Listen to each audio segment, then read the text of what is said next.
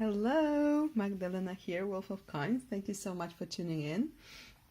I am very much in the holiday mood, so I came up with a little spread for winter solstice that I will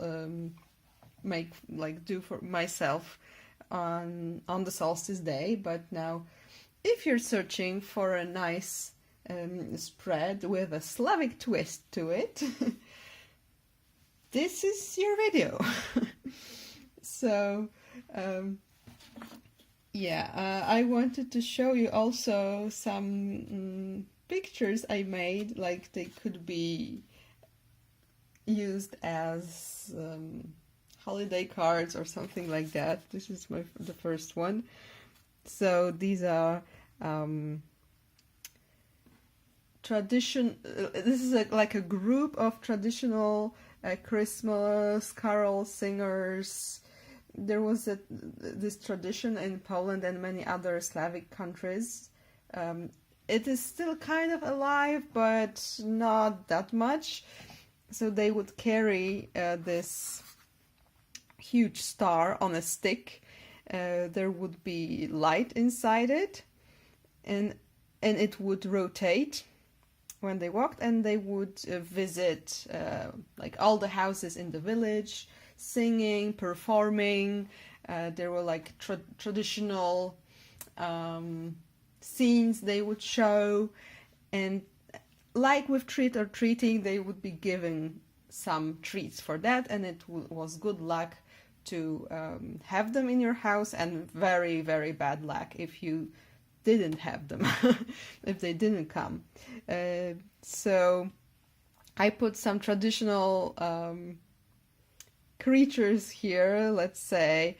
Very often nowadays, there was a Christian influence there, so we have the devil and the angel in the group.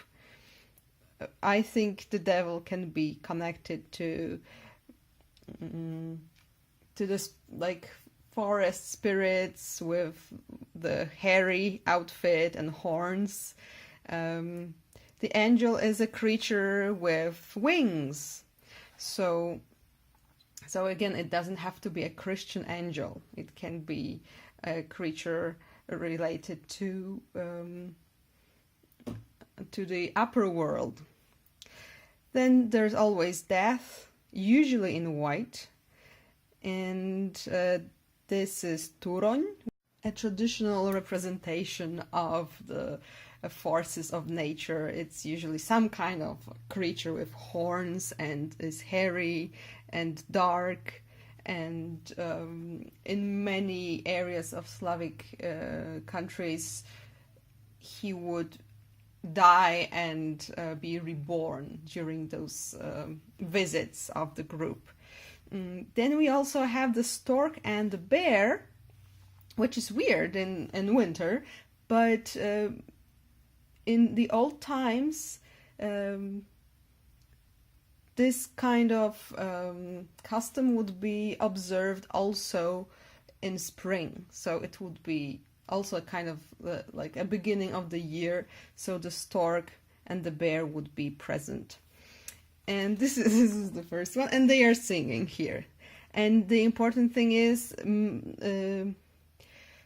very important thing for the winter solstice celebration for Slavic people were the masks. So we can see a lot of masks here. They were forbidden by the church, but yeah, we still have like records about them in the chronicles. So this is my other card, and this relates to one of the Polish words for these celebrations, which is gwiazdka, meaning the star, and also the star and the male and female star would be one of the characters who are giving presents in various parts of Poland. I would be very curious if you're from another Slavic country, whether you have some alternative for Santa Claus, who'd give presents. In Russia, there is Grandpa Frost and Snowflake who assist him.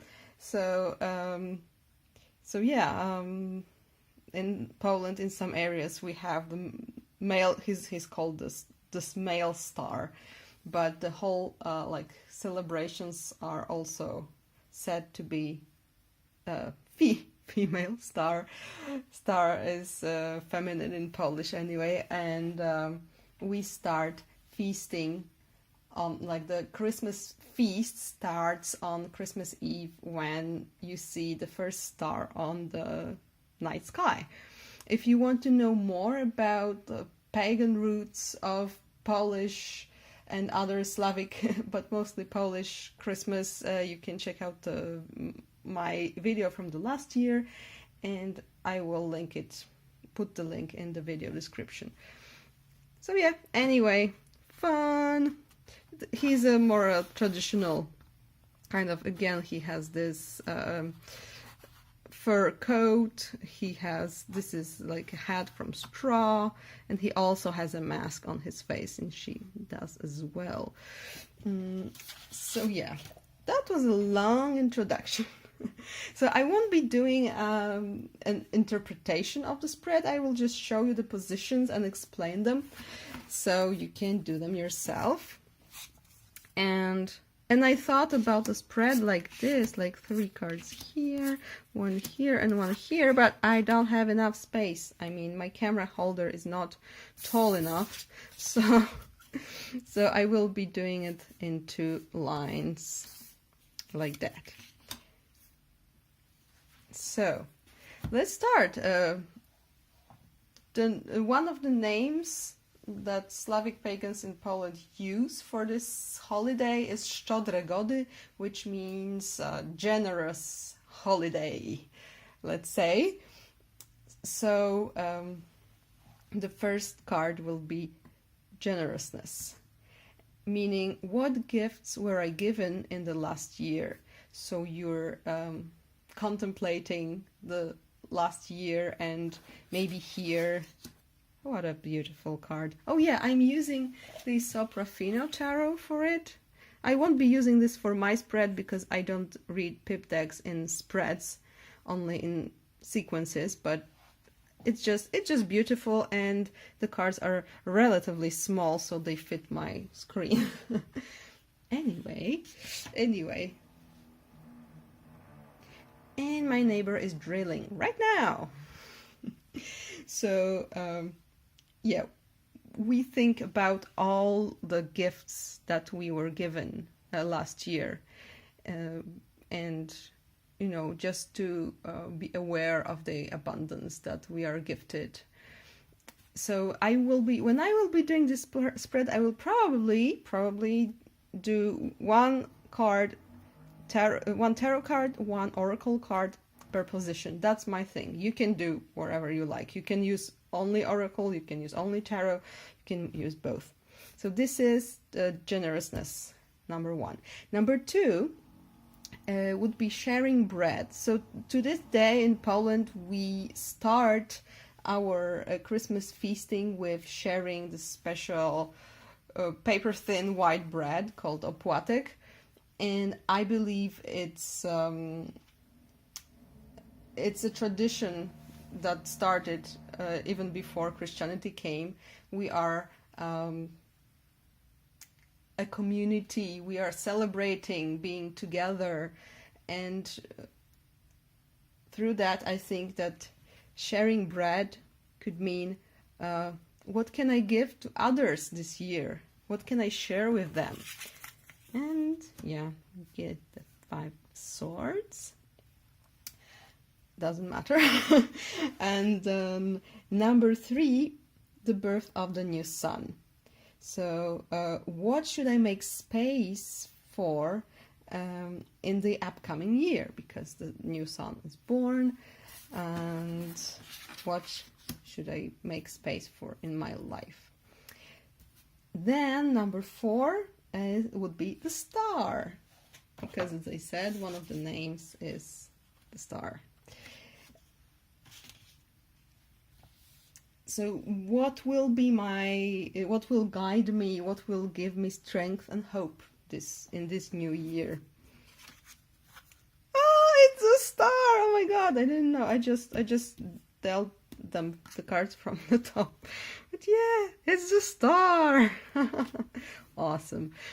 And lastly, I called it the empty plate, because there is this tradition in Poland that again comes from pagan times, that we always on the Christmas Eve we have one empty spot at the table with the plate, with the chair, everything, and it used to be for our ancestors to visit, because it's the time when the ancestors visit us, and we want to honor them, we want to share our feast with them. So we make space for them so that they may come. And this would be a message from my ancestors or spirit guides, something like that. And we get the night.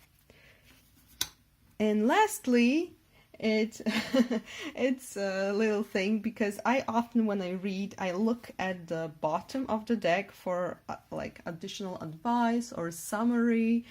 So I called it the hay under the tablecloth.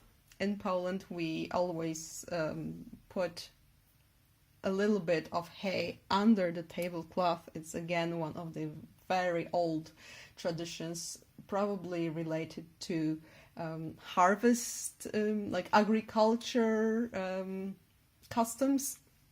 So because we would, for winter, we would invite the spirit of the crops to our home to, stay for the winter safe and then go back to the fields. So we look under the tablecloth, and this is, as I said, it's like additional guidance or summary or some tips, whatever. And yeah, this is it. I hope you've enjoyed, and I wish you a lovely, lovely time. Bye.